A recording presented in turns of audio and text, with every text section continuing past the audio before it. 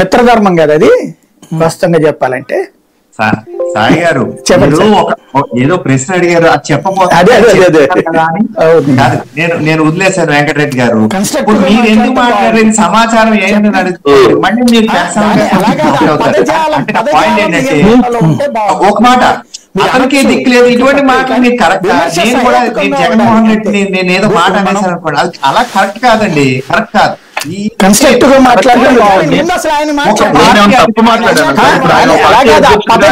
పదజాలం మీరు అనొచ్చు, దాంట్లో తప్పలేదు, కానీ సహేతుకంగా ఉండాలి అంతే. రామ్ కుమార్ గారు మీ కోరిక పవన్ కళ్యాణ్ గారికి వేరే వాళ్ళు ఇస్తేనే తీసుకోవాలి తప్ప ఆయన అంతటికి ఆయన అందరికి ఇచ్చే అవకాశం లేదు.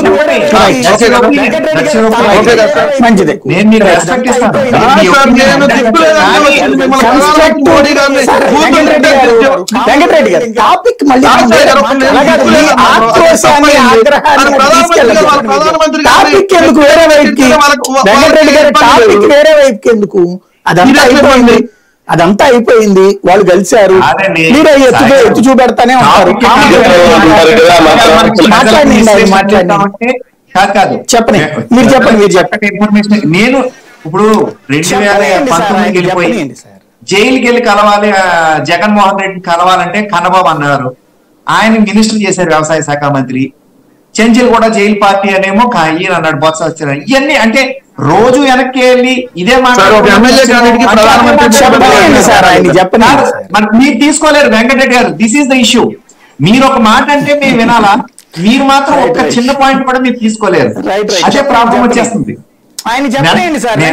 సాయి గారు మనం అడిగిన దానికి మనం కన్ఫైన్ అవుతాం. ఇక్కడ ఒక్క మాట అండి, మీ పార్టీ ఏంటనేది మీరు చెప్పండి. మా పార్టీలో విశేషాలు కూడా మీకే వచ్చేసి అంటే ఇంక మేమేం చెప్పాలి? మీకు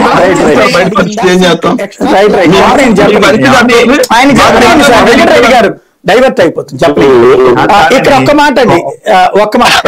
రామ్ కుమార్ గారు, మళ్ళీ మనం వ్యక్తిగతంగా ఈ సర్దుకుంటూ కూర్చుంటే చెప్పండి. ఇవాళ భారతీయ జనతా పార్టీకి అంటే అధినాయకత్వం అడిగిందా, సీట్లు ఎక్స్ట్రా లోకల్ నాయకత్వం అడిగిందా? అంటే ఏమంటే మా పార్టీలో నిన్న కూడా ఒక ఇవాళ ఇలా టైం ఉంది కాబట్టి ఇది ఒక అడ్వాంటేజ్ అవుతుంది మాకు. ఖచ్చితంగా మాకు పార్టీలో ఉన్న వాళ్ళు ఇంకా అకామిడేట్ చేయాలి. బయట నుంచి వచ్చే వాళ్ళకి ఎంపీ సీట్లు అవి ఉన్నాయి. అంతర్గతంగా మా మొన్న లెటర్ చూశారు. ఆ లెటర్ మీద మా అధినేత ఏమన్నా తెలుసండి, చాలా చాలా ఏమండి డెమోక్రసీ ఉంది ఇంటర్నల్ గా. వారు జాతీయ నాయకత్వానికి రాశారు, అది కూడా పార్టీలో ఉన్నవారే. మా అమ్మను కూడా అకామిడేట్ చేయిందని మీకెందుకు నేను కూడా చెప్పాను. సాయి గారు ఒక మంచి ప్రెజెంటేషన్, ఏమండి ఇన్ని సీట్లు వస్తాయి, 50% ఆఫ్ ది సీట్స్ మాలాగా లాంగ్ టర్మ్ పార్టీకి ఉన్న వాళ్ళకి, యూత్ లో 10 ఏళ్ళు పనిచేసి ఇంకా ఈ పార్టీ కోసం ఉన్న వాళ్ళకి ఇవ్వండి అని నేను కూడా ఒక ప్రెజెంటేషన్ ఇచ్చాను. మీ మీడియం ద్వారా నేను చెప్పాను. ఇటువంటివన్నీ కూడా సాగుతున్నాయి లోపల అంతర్గతంగా. డబ్బులే క్రైటీరియా అంటే కొత్త డబ్బు ఉన్న వాళ్ళు కూడా తీసుకోండి, మాకు అవకాశాలు ఇవ్వండి. పొత్తు వచ్చినప్పుడు మేము మమ్మల్ని పక్కన పెడుతున్నారు, పొత్తు లేనప్పుడు ఏమో పోటీ చేస్తున్నాం మేము. ఇలాంటి అవకాశాలు ఎటువంటి వచ్చినప్పుడు వస్తే మేము ప్రజలకు కూడా మా మీద ఇమేజ్ పెరుగుద్ది. లోపలికి వచ్చేవాళ్ళు కూడా మా ఇన్స్పైర్ అవుతారు, కొత్త వాళ్ళకి ఇస్తున్నారండి. ఇప్పుడు అటువంటి విషయాల్లో ఇప్పుడు అది ఉందండి. నేను వెంకటరెడ్డి గారికి నేను చెప్తాను, వైఎస్ఆర్సీపీ మంచి వాళ్ళని ఎంకరేజ్ చేసి అంటే కొత్త వాళ్ళకి అవకాశం వచ్చింది. అనిల్ కుమార్